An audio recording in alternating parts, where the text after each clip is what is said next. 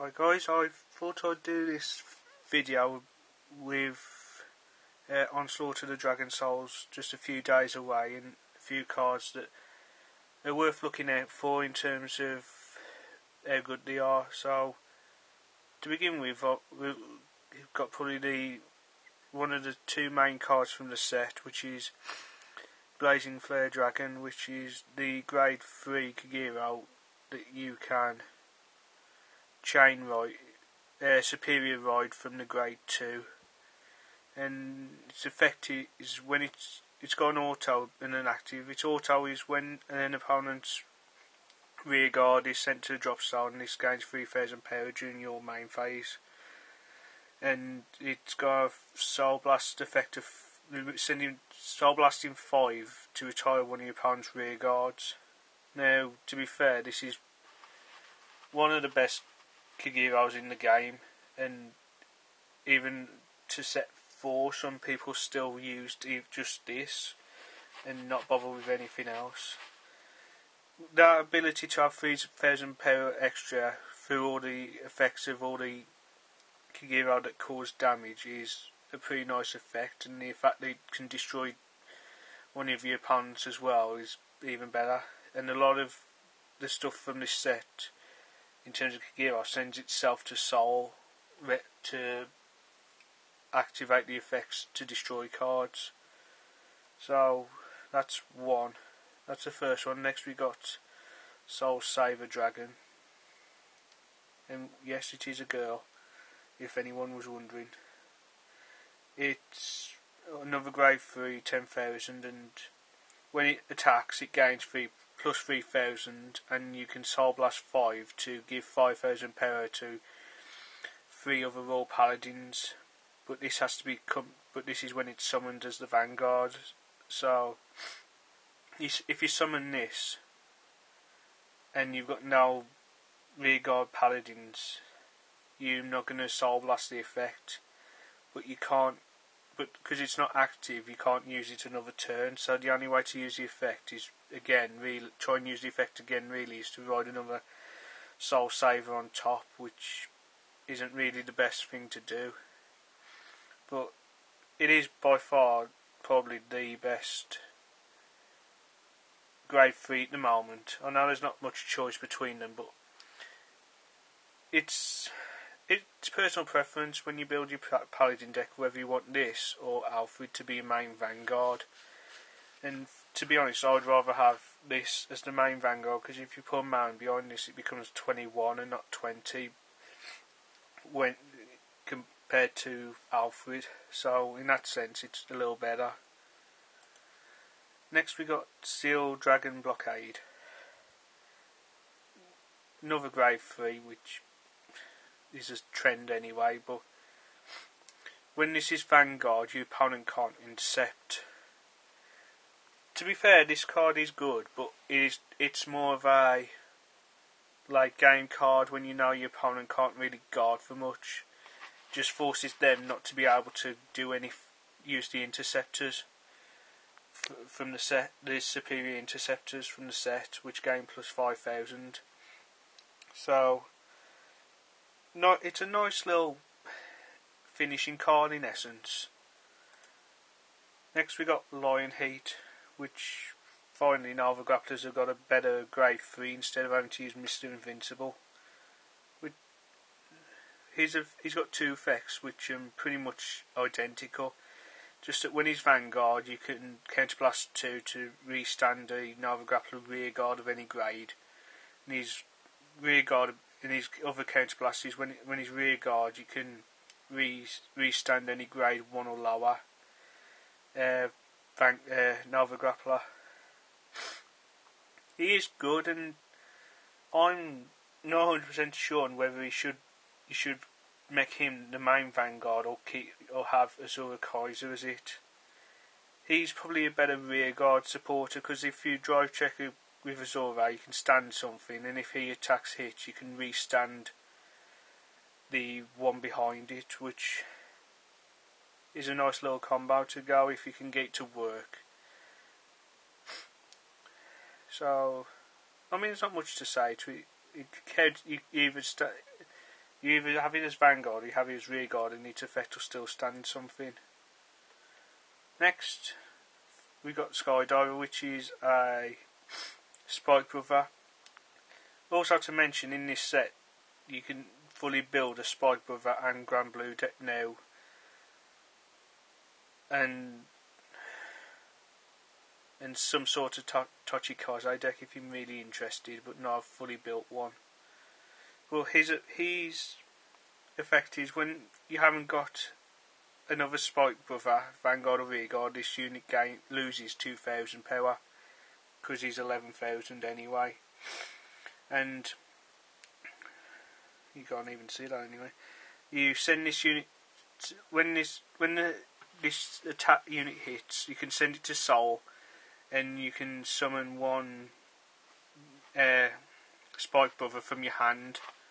So basically, if this attack hits, that's a Rearguard effect as well. When it hits, you can send it to the Soul and say re-summon another one from your hand and attack with that one as well.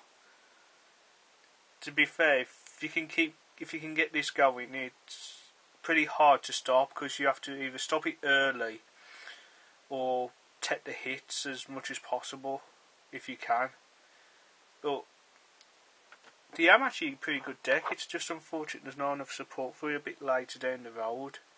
Otherwise, I think he'd be pretty highly ranked in the terms. But if you can build a Spike Brothers deck right, he'll do well. Next, we got Spirit Exceed.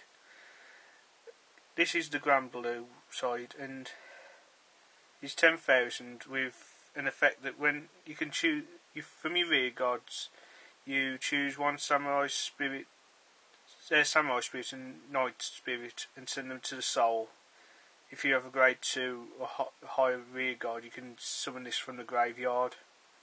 So basically, because the Grand Blues tend to mill and summon themselves from the grave, what this means is, basically, on your turn, you can ride. If this has been milled into the graveyard, you can ride your grade 2, summon the other 2 units, and then use this guy's effect to send them to Soul and summon him to the field. Basically, this is a quick version of getting into your grade 3, like the Kagiros have with can't remember his name, but the one from the starter deck where if something's destroyed and you got a grade 2, you can superior ride it. So in essence, all he's there for is a quick special summon. Next, we got Silent Tom.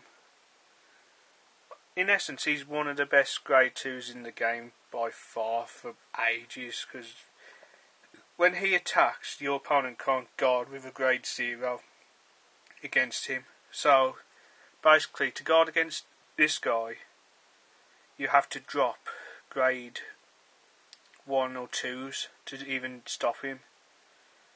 Which means, in essence, there are times when he can win you the game straight out. He has to be run at 4, no matter what.